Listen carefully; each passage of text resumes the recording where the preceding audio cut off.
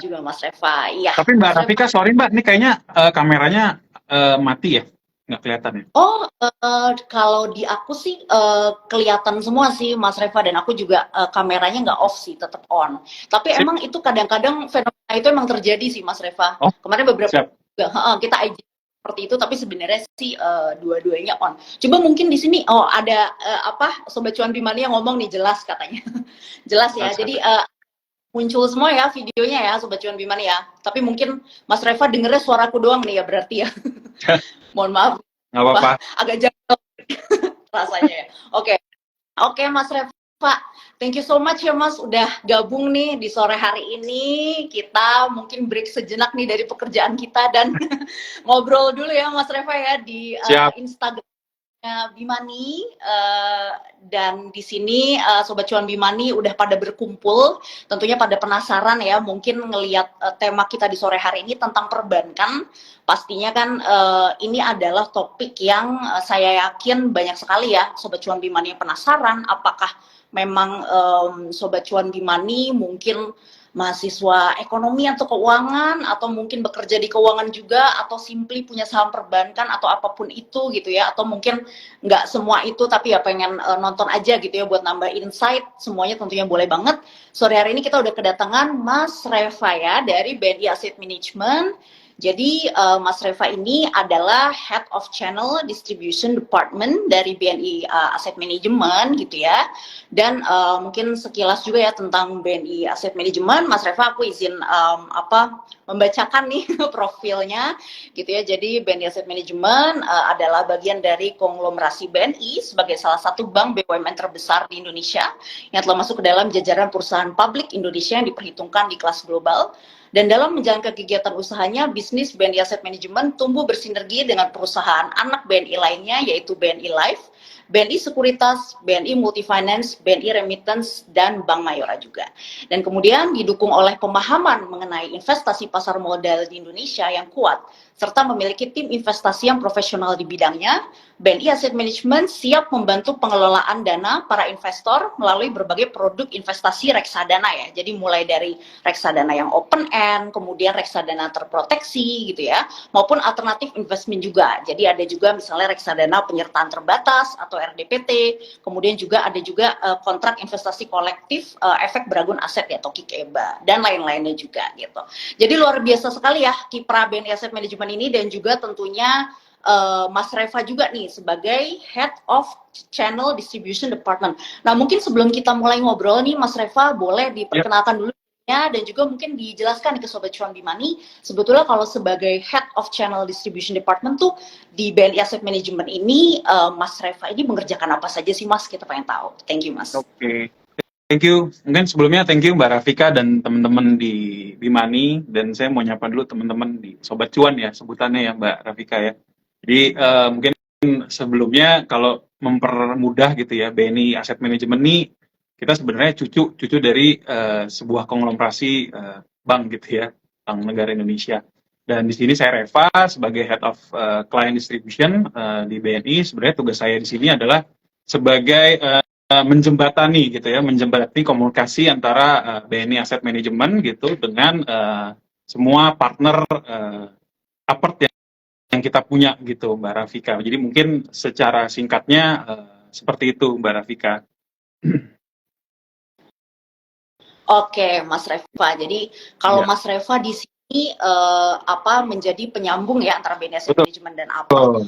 Nah, kalau aku tuh kebalikannya Mas Reva, jadi aku tuh sebagai Research and Advisory Manager di Bimani yang memang menyambungkan Bimani dengan para partner MI kita gitu. Jadi memang pas ya, memang sama-sama pekerjaannya itu gitu ya. Oke Mas Reva. Menjembatani gitu loh Mbak. Betul, menjembatani ya, karena memang pastinya day to day bisnis kita ada banyak sekali ya Mas Reva yang memang kita bisa kerjakan ya, tentunya untuk Sobat Cuan Bimani semuanya dan kemajuan pasar modal Indonesia juga ya. Kita semangat semuanya. Oke. Nah, Mas Reva, kita sore ini udah di sini gitu ya untuk ngomongin tentang perbankan nih di Indonesia gitu ya, particularly. Jadi memang untuk BNI Manajemen sendiri tadi kan juga bagian konglomerasi BNI ya gitu ya. Cuman mungkin sore hari ini kita ngobrolnya lebih ke arah memang perbankan domestik secara umum ya, Ya, Mas Reva gitu. Tapi kalau mau ditambahkan misalnya ada insight nih secara spesifik dari BNI atau dari BNI Asset Manajemennya, silahkan aja ya ya. Mas Reva. Oke, teman-teman langsung aja kita mulai deh ya obrolan kita di sore hari ini. Mungkin yang pertama nih Mas Reva. Kita kan tahu nih apa tadi ya seperti yang mungkin aku udah mention gitu ya di opening sebelum Mas Reva bergabung gitu ya. Tentunya Bank Indonesia ini central bank kita itu baru aja menaikkan suku bunga lagi ya teman-teman sobat cuan Bimani semua ke 6% gitu sebanyak 25 basis poin.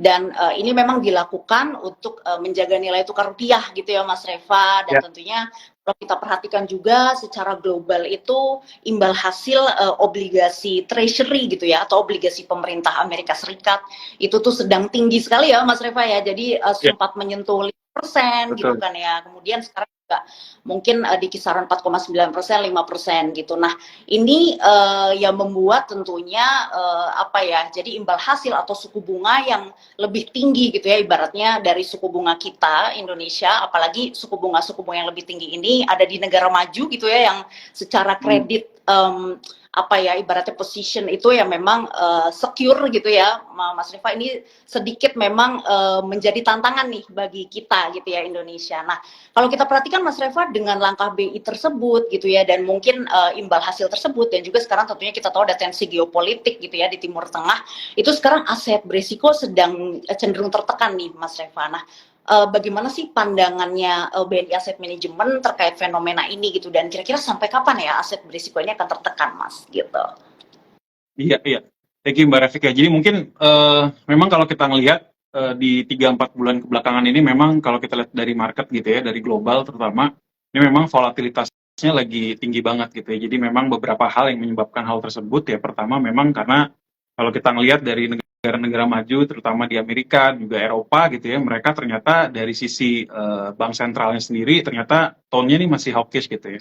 Dan kalau kita lihat dari investor juga 3-4 bulan terakhir ini dalam mode risk off gitu ya. Jadi semuanya memang lagi menghindari aset-aset berisiko gitu ya Mbak secara keseluruhan, karena memang kalau kita lihat apa ya, resiko resesinya meningkat lagi, kemudian juga pengetatan kebijakan moneter gitu ya, ini juga ternyata masih kemungkinan berlanjut gitu ya Mbak. Jadi kalau kita lihat utamanya di situ sih memang ya. Jadi secara keseluruhan seperti itu. Dan kalau kita lihat gitu ya, terutama kalau kita lihat data di Amerika gitu ya, ternyata dengan agresivitas bank sentralnya gitu ya menaikkan tingkat suku bunganya, ternyata dari sisi ekonominya ternyata sampai dengan sekarang masih cukup kuat gitu ya ternyata ya, dan bisa dibilang resilient lah gitu ya. Dan bahkan mungkin kalau kita lihat nanti malam nih ada data GDP-nya US gitu yang kayaknya di konsensus kita lihat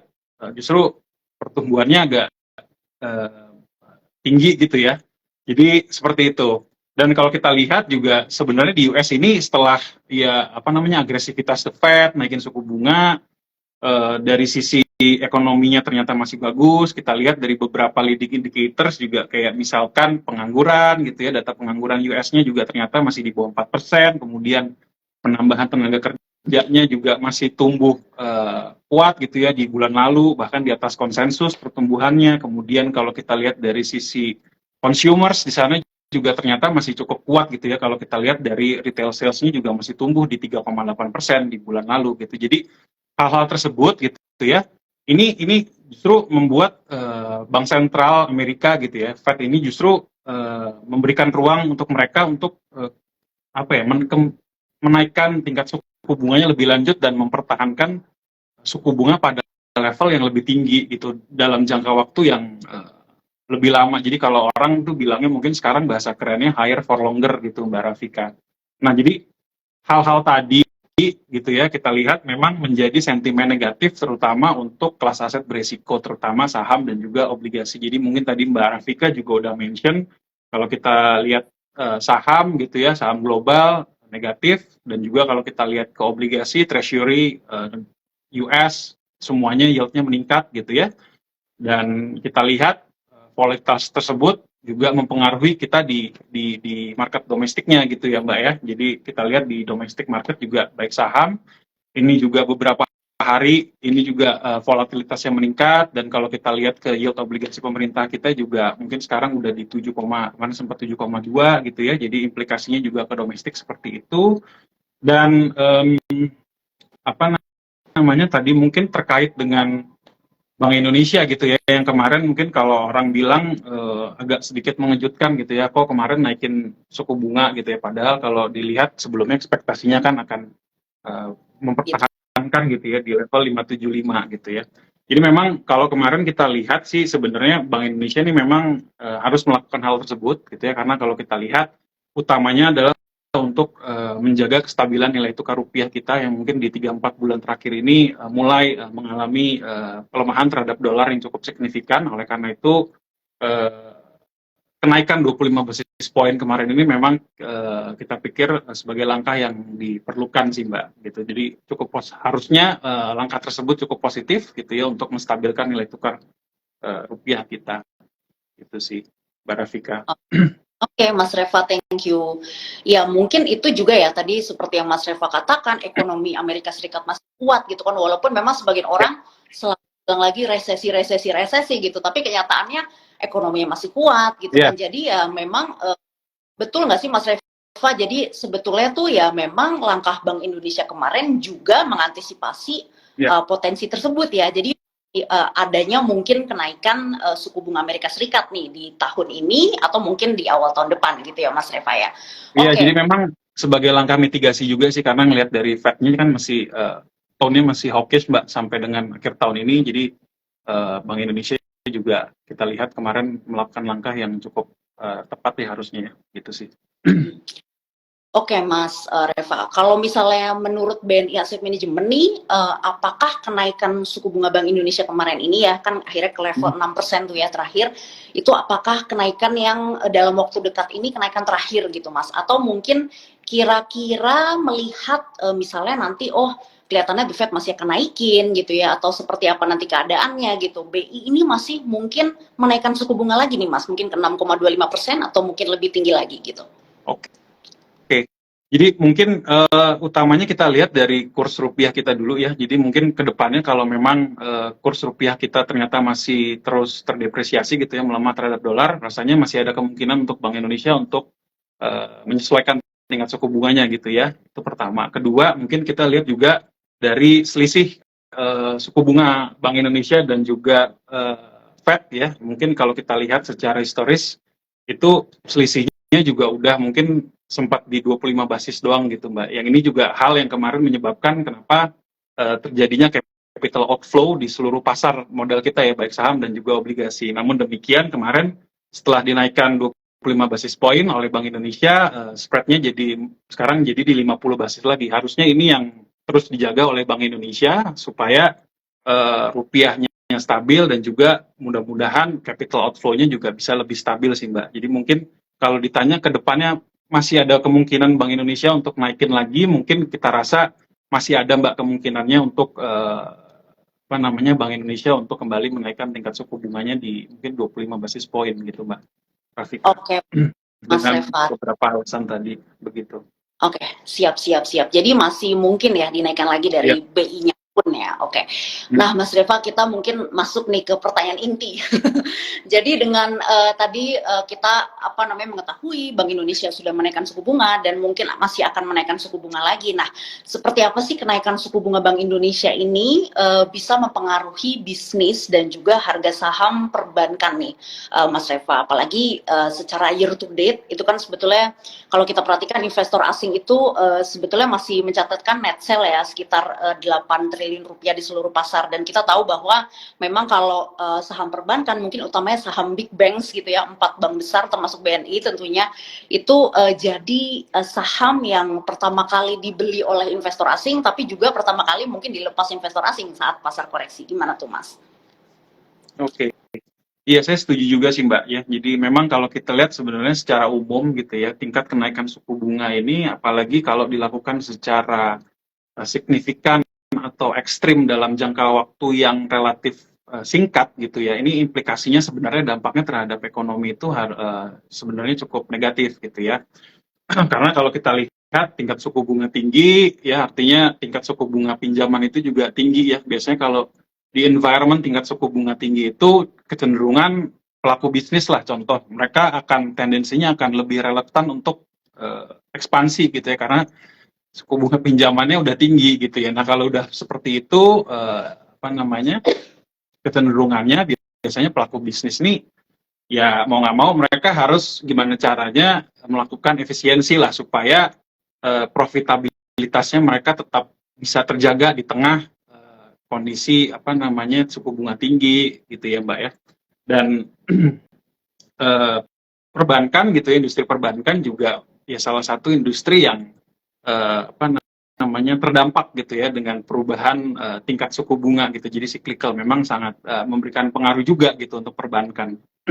Namun demikian kalau kita lihat sebenarnya kalau kita lihat tahun lalu dari sisi Bank Indonesia sendiri justru kan di tahun lalu mereka yang apa namanya naikin suku bunganya cukup lumayan gitu ya.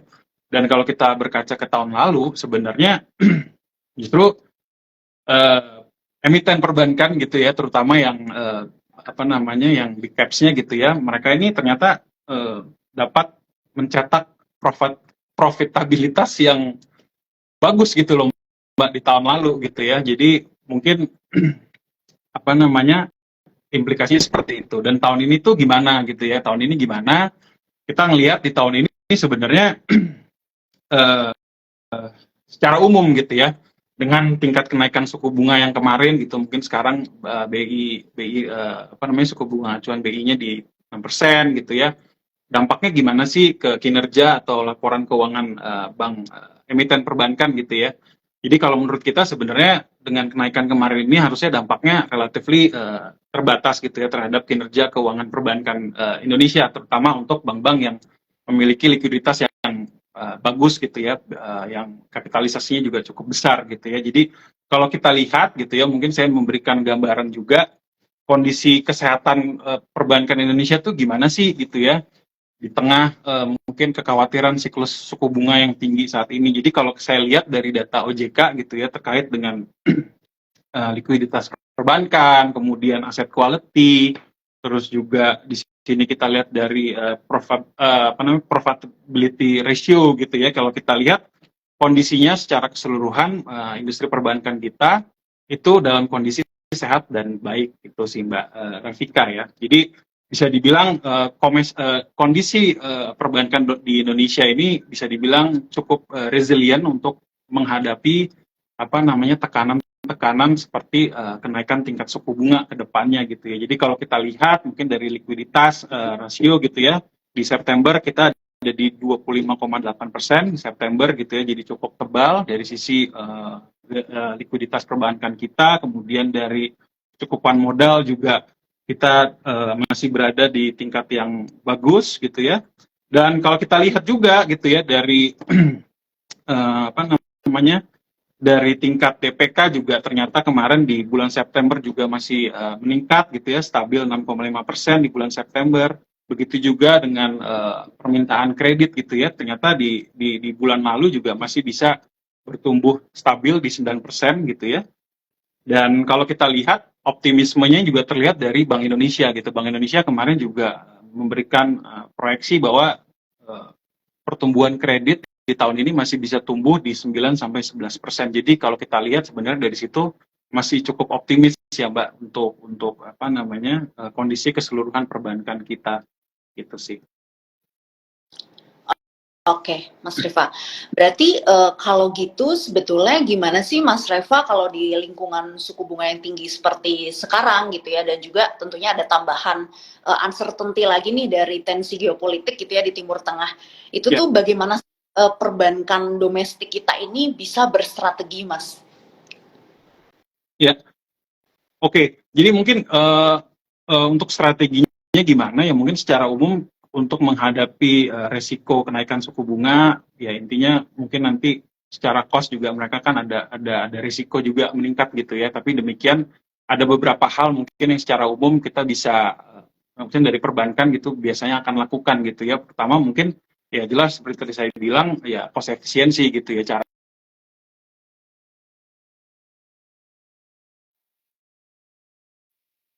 produk dan marketing dari bank tersebut itu bisa memberikan nilai lebih kepada nasabahnya supaya nasabah itu bisa sticky gitu ya di bank tersebut.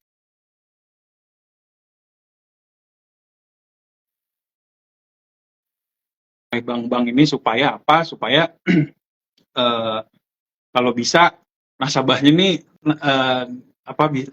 senang gitu naruh duit di bank gitu ya, terutama untuk apa namanya di porsi dana murahnya gitu ya ke depannya. Jadi hal-hal itu biasa harus dilakukan di sekarang gitu ya, di tengah kondisi yang memang suku bunga saat ini tinggi gitu ya. Kenapa? Karena kalau bank itu tiba-tiba naikin suku bunga kreditnya juga saya rasa agak susah. Kenapa? Karena persaingannya kan sekarang cukup ketat gitu ya Mbak ya. Jadi kalau misalkan tiba-tiba suku bunga kredit dinaikin, ya nasabahnya mungkin bisa gampang aja pindah gitu ya. Tapi mungkin yang bisa dilakukan dari sisi cost efisiensi tadi, inovasi produk gitu ya, penawaran produknya, dan mungkin sekarang kalau kita lihat trennya ini semua bank kan harusnya udah digital gitu ya, dari digital aplikasi mereka pakai gimana caranya supaya ekosistem banknya ini lengkap gitu ya, dari sisi jaringan, layanan, dan juga kemudahan transaksi. Tentunya itu menjadi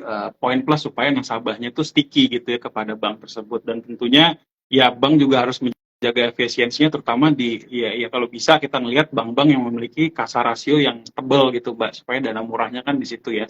Dan terakhir tentunya manajemen risiko yang berkelanjutan gitu ya Mbak. Jadi mungkin di tengah resiko tadi suku bunga meningkat gitu ya, resiko kredit juga biasanya kan meningkat gitu ya di bank-bank. Nah, ini yang memang harus diperketat lagi gitu ya, monitoring dari portofolio kredit bank ini juga perlu dilakukan lebih ketat gitu ya, dan pengawasan ya pada semua aset kredit supaya apa? Supaya menjaga kualitas aset kredit bank ini tetap terjaga gitu Mbak. Cukup bagus di tengah resiko apa namanya kredit yang meningkat seiring dengan peningkatan suku bunga yang juga meningkat gitu ke depannya. Oke, Mas Reva. Jadi gitu ya, Sobat Cuan Bimani itu sebenarnya banyak juga ya, Mas Reva, yang bisa dilakukan oleh perbankan domestik kita gitu ya dalam menghadapi lingkungan suku bunga yang tinggi dan juga tensi geopolitik di Timur Tengah yang masih berlangsung gitu ya. Jadi memang tadi seperti yang Mas Reva sebutkan bisa apa namanya, misalkan melakukan cost efficiency atau juga inovasi gitu ya, atau juga digitalisasi. Yang penting tuh bagaimana caranya agar nasabah itu bisa setia ya kepada Iya, banknya ya, Mas Reva. betul. Walaupun dalam keadaan penuh ketidakpastian. Oke, Mas Reva. Nah, sekarang kita mungkin setelah ngomongin bisnis perbankannya nih, kita mungkin masuk ke tentang saham, lebih ke saham perbankan nih. Ini adalah juga hal yang saya yakin nih Sobat Cuan ini udah pada penasaran, dan mungkin pasti banyak juga ya yang pegang saham perbankan pada kondisi ketidakpastian saat ini, karena tentunya Ya, kita tahu saham perbankan ini apalagi yang besar-besar ya, bank-bank ya, besar ini yang memang adalah value stocks gitu ya, blue chips yang memang secara fundamental ini sangat baik ya, Mas ya, Reva. Nah, Mas Reva, pertanyaan nih, sekarang kan mungkin nggak cuma saham perbankan ya, tapi juga IHSG gitu secara keseluruhan. Sekarang kan kita tahu lah IHSG sedang berada di kisaran 6.800 gitu ya, 6.900. Waktu itu pernah sempat nyentuh 7.000, tapi ternyata ya, masih ke 6 kepala 6 lagi gitu kan ya. Nah, ya, Mas Eva, sebenarnya kita kan udah mau tutup tahun 2023 nih ya, dan juga menuju tahun 2024 gitu kan, dimana di 2024 nanti ada momentum pemilu gitu kan, tentunya yang ya, besar di Indonesia. Kemudian juga tadi kalau bicara tentang kenaikan suku bunga baik Amerika Serikat maupun Indonesia, tentunya kan kalau kita perhatikan ya tidak mungkin juga ya suku bunga itu akan ditahan selama itu juga dalam level yang tinggi. Pasti kan eventually nanti akan ada trajektori penurunan gitu kan ya. ya. Jadi Mas, sebenarnya untuk menyambut tutup tahun 2023 gitu ya, dan juga mungkin pemilu di 2024, dan juga mungkin trajektori nih pembalikan kebijakan moneter Bank Indonesia dan juga Amerika Serikat ke depan, itu sebenarnya sentimen apa aja sih yang bisa jadi katalis gitu untuk baik IHSG maupun saham-saham perbankan secara khusus ke depannya gitu Mas Reva. Oke. Jadi mungkin ke IHSG-nya dulu kali ya, sentimen apa sih yang mungkin kita lihat di akhir tahun sampai dengan mungkin di tahun depan gitu ya Mbak ya. Jadi kalau dari sentimennya sebenarnya kita ngelihat ya, mungkin dari kemarin juga kita ngomongin di momentum pemilu gitu ya, momentum pemilu di tahun depan. Dan biasanya kalau kita lihat secara historis tuh di tahun politik itu ya biasanya